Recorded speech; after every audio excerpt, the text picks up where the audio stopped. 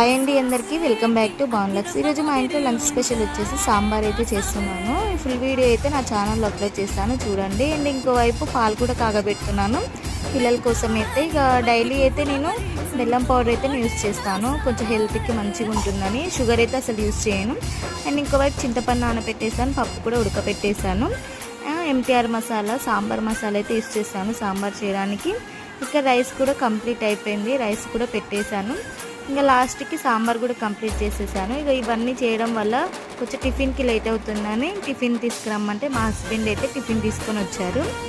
పిల్లల కోసం అయితే ఇక ఇందులో సింక్ నిండా ఇక గిన్నెలు పడిపోయినాయి, నేను తోమేసుకుంటాను. కొంచెం పిల్లలకి టిఫిన్ తినిపించవా, కొంచెం హెల్ప్ చేయవా అంటే మా హస్బెండ్ అయితే తినిపించేస్తుంది. ఇక్కడ మనకి ఏదైనా పనిలో ఉన్నప్పుడు ఇలా హస్బెండ్ హెల్ప్ చేస్తే చాలా రిలీఫ్గా ఉంటుంది, ఎందుకంటే ఏ టెన్షన్ లేకుండా మనం పని చేసుకుంటాం కాబట్టి.